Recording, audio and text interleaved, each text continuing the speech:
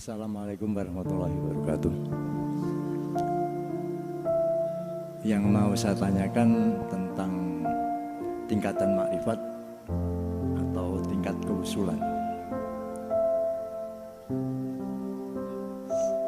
Tingkat keusulan ada dua, yaitu di makom su'arul basiroh, tingkat merasakan, dan tingkat makom musyahadah atau fanaul dzikri.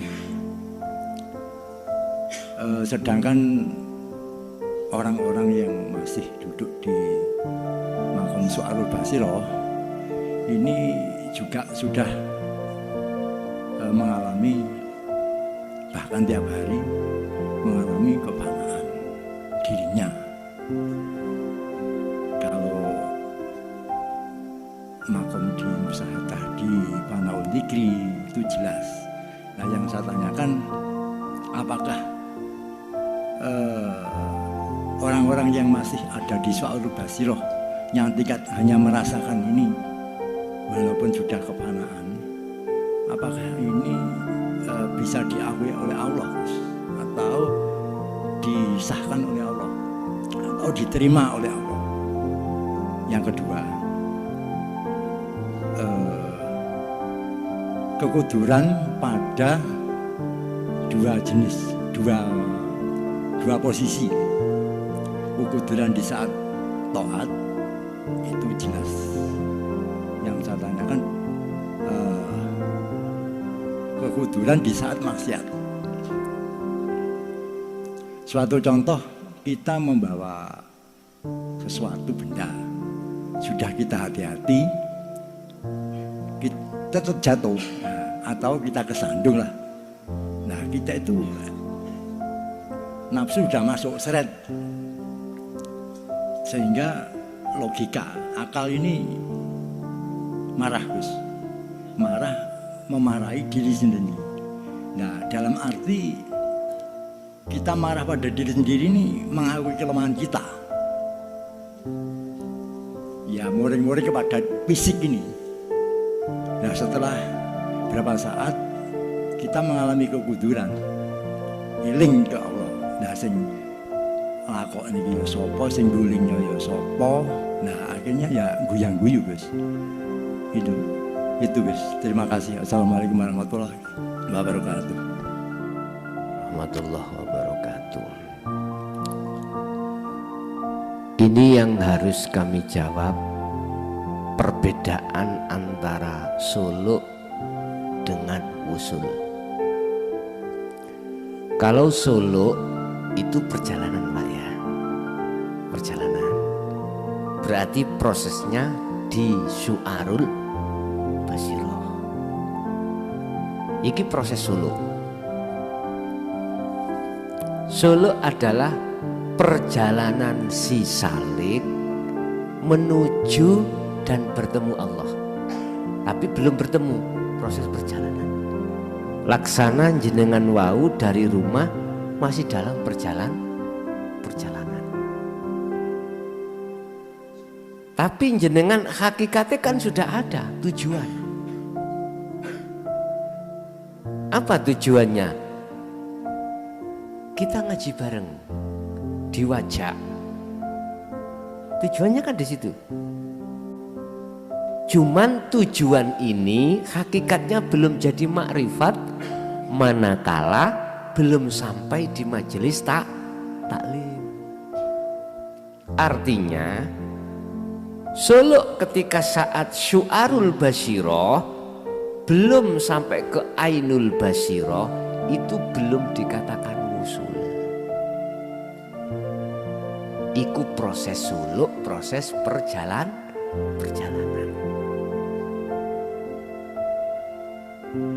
Pertanyaannya, apakah mereka yang masih ada di syu'arul basiroh belum ke ainul basiroh, sudahkah Allah terima? Saya jawab, jangankan di situ gak diterima. Lawang hati sudah sadar bahwasanya dinul hak Anda terima, ilmu belum praktek loh niki. Ilmu sudah masuk dalam hatimu, sehingga mengatakan hadhihi al-haq, iki benar, maka di situ sebagai tanda panjenengan iki calon kekasih. Nyun sewu lho Pak Bu, itu nyun sewu. Sekali lagi saya mohon maaf. Tidak semua orang tatkala dinul haq disampaikan di tengah umum bisa terima. Sungguh.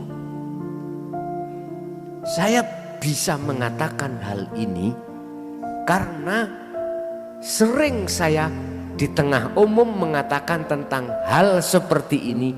Wa aktsaruhum la yu'minun. Banyak mereka yang tidak percaya. Wa aktsaruhum la yu'minun. Berarti tidak semua orang, tidak semua hati seseorang bisa terima ajaran tentang ajaran Allah ini. Enggak semua orang. Mengapa? Kalau pertanyaannya mengapa mereka kebanyakan tidak percaya? Mengapa? Kembali lagi, laksana kaca itu tertutup banyak tebal barzah atau dindingnya. Atau di depan saya ada gelas, Pak. Tatkala gelas ini masih, anggap aja gelas ini kosong, Pak ya. Tutupnya masih ada. Saya masuki air pun sampai berapa kali tetap nggak bisa masuk.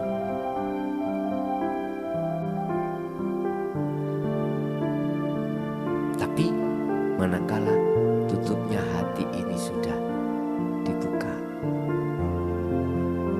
pasti akan masuk. Artinya ajar itu bisa diterima. Biang keroknya, aku ngomong biang keroknya, iki kan kita masih berbicara sebab musabab, hukum sebab akibat. Biang keroknya proses mengapa kita tidak mau menerima, karena kita terlalu banyak bisikan nafsu dari unsur jin dan manusia. Iku surat An-Nas. Alladzina hum yuwaswisu fi sudurin nas. Apa? Di dalam dada ini telah dihembuskan oleh nafsu menciptakan was-was. Apa? Kemamangan. Kalau itu Allah kemamangan. Jadi diciptakanlah bisikan sehingga jenengan biar yakin kalau itu selain Allah. Nafsu unsur tekondi minal jin jinnatiwan. Jadi kata min yang masuk pada jin dan manusia itu bentuk rupane nafsu tadi yang mengembuskan bisikan sehingga dada dalam dada ini was-was. Mama tutu Allah itu akhirnya dicepno pisan ngomong imano itu yang berperan selain Allah. Mohon maaf bahasane sampai diomongi tonggo sampean. Sopo sing nyolong manukmu? Misalnya manuk niku lho Pak, kurungan niku lho, manuk apa? Mbuh manuk jalak uret, mbuh wis manuk sing larang. Sing buntute dawa niku manuk Pak. Murai. Aku roh.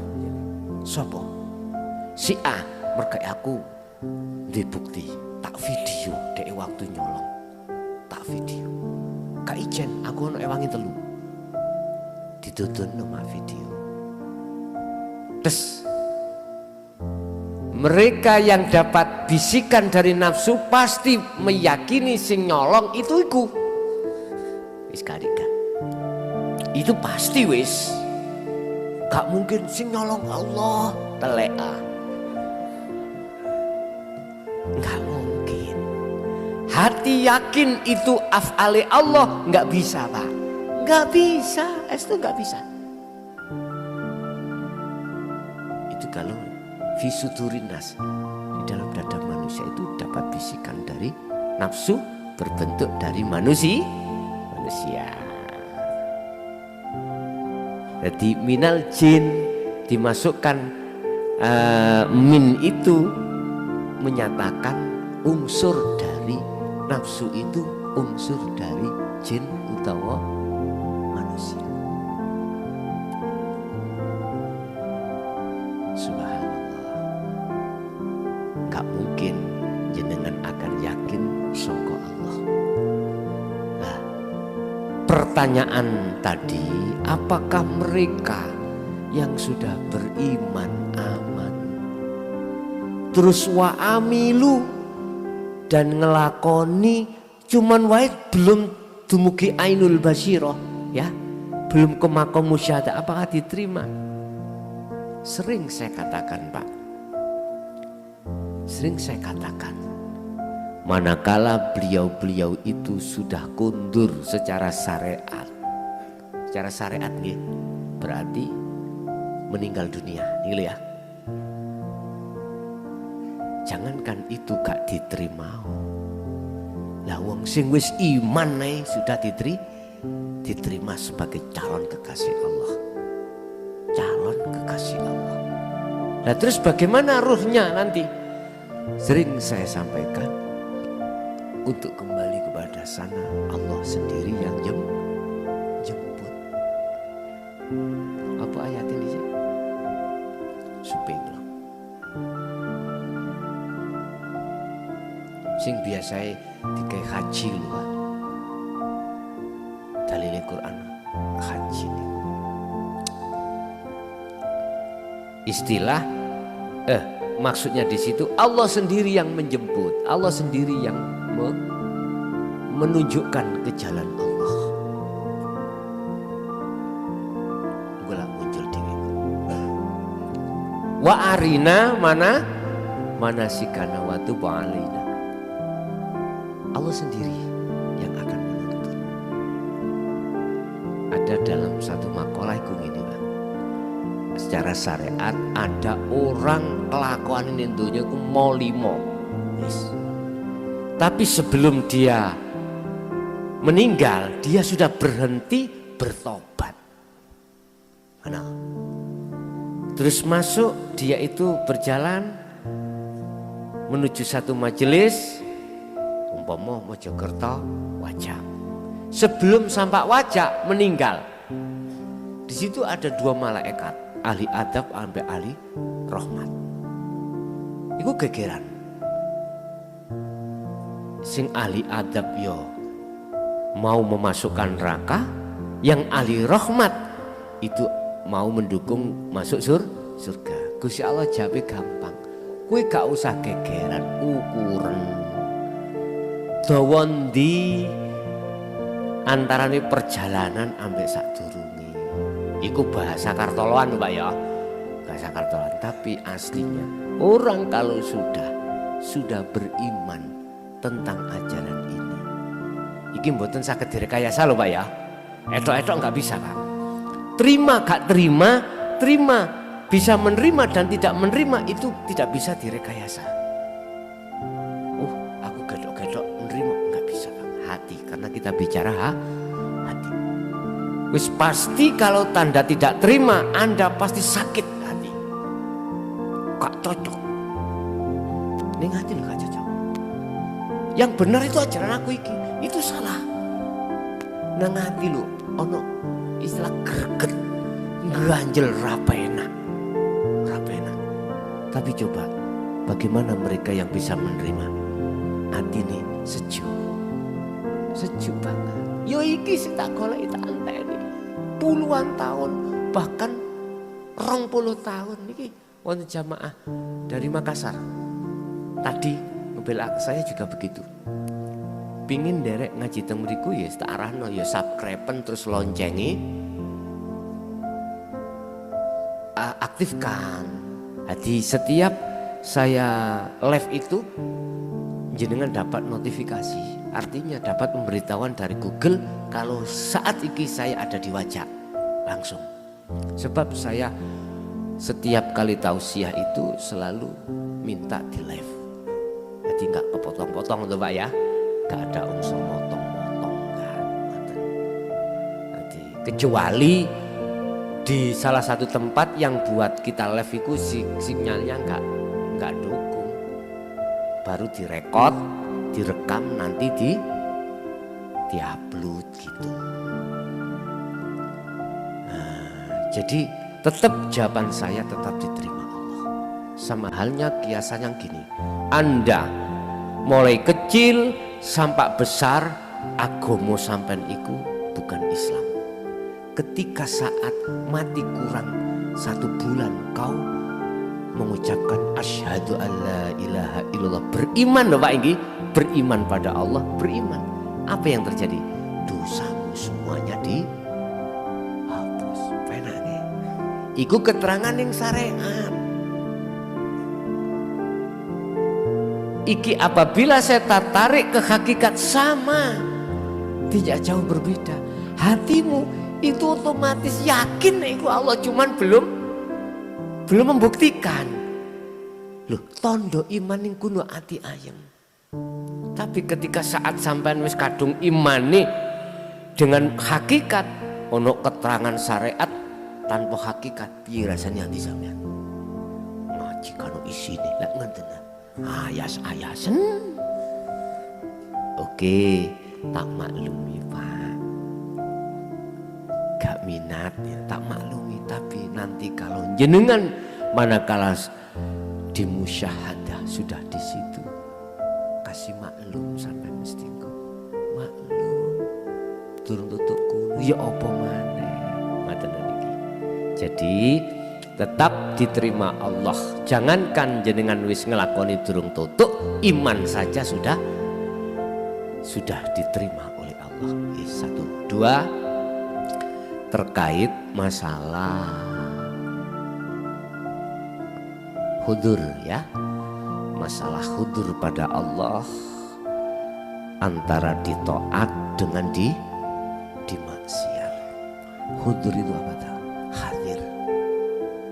Hadir itu lebih dalam lagi bertemu Allah. Kalau yang dimaksud hudur bertemu Allah di kahanan zona taat ataupun maksiat secara syariat, lho sing hudur iki roh bukan jasad. Roh bukan jasad. Jasad sampean iku dihadapkan Allah taat, jasad dihadapkan Allah iku maksiat. Jasad. Tapi manakala ruh itu khudur betul-betul di situ, maka la farqa bainahuma, tidak ada bedanya. Ing mungguh pandangan hakikat. Bukan etok-etok lho Pak ya. Bukan etok-etok. Jadi satu contoh etok-etok ini. Kita bicara terhadap istri karena kita sebagai suami selingkuh. Ngerti selingkuh ya men ya? Kita mengelio gitu Pak. Apa mengelio nih? Mendua serong. Kalau boleh saya katakan selingkuh itu menurut kula niku sebab jenengan gak kondo nyonya. Niki kata selingkuh menurut saya jenengan singit-singitan, delik-delik sembunyi-sembunyi. Artinya istri kita tidak kita kasih tahu. Tapi kalau istri sampean kasih tahu dulu, mboten selingkuh. Bu, nyun sewu sing akeh, istri yang solihah iku yo kaitane ngono. Bla bla bla bla bla bla bla. Ngene Bu, ono wong seneng ambek aku. Nggih, terus sampean yo seneng? Kate jawab seneng iku nggawa sotil.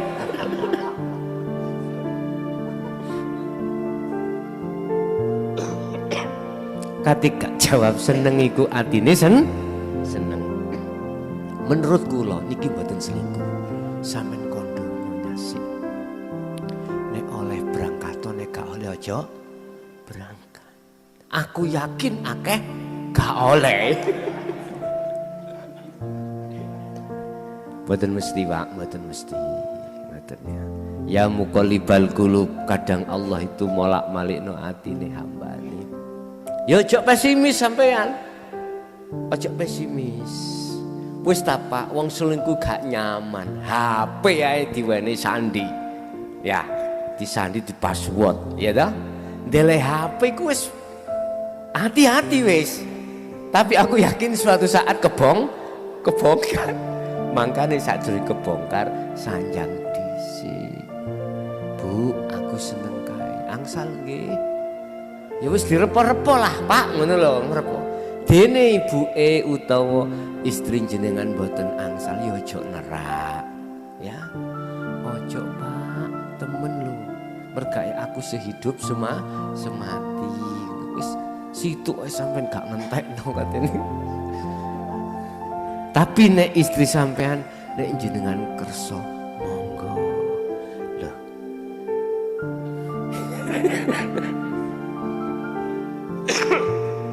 Niku mawon. Dadi jawab dulu sebelum terlanjur. Mending ngoten, Pak.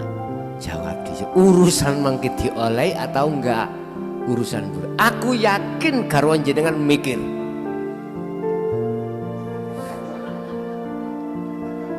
Bengi jelas kelam-kelam. Aku khawatir yo nek Pak kata oleh, awake tambah kuru mikir.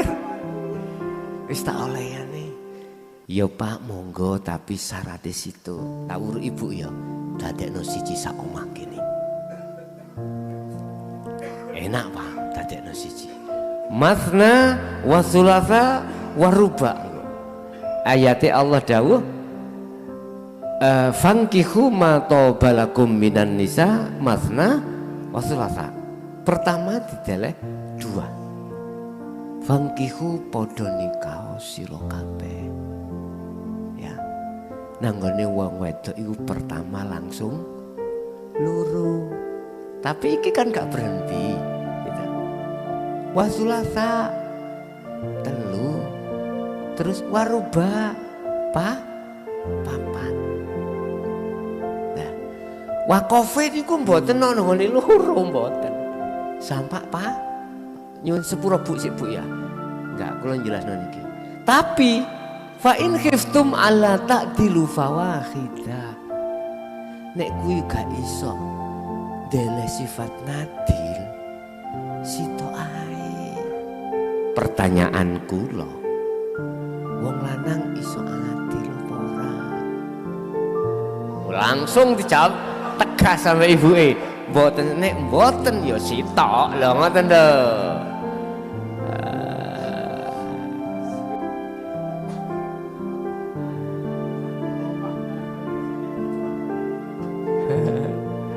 Tapi ngene Pak, iki cuman keisaran mawon, buri cek gak terjadi sing bertengkar-tengkar sampai jawab sik nang ibuke. Nek oleh ya berangkat, nek gak oleh ya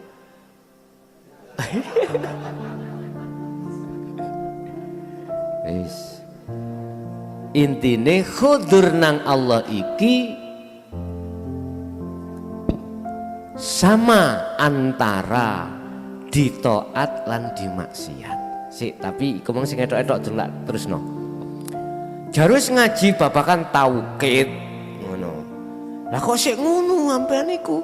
Sik gemrengseng nang nggone wong wedok liya. Wah, aku nek kono khudur nang Allah kok. Jare Gusti ora apa-apa. Sik nyun sewu.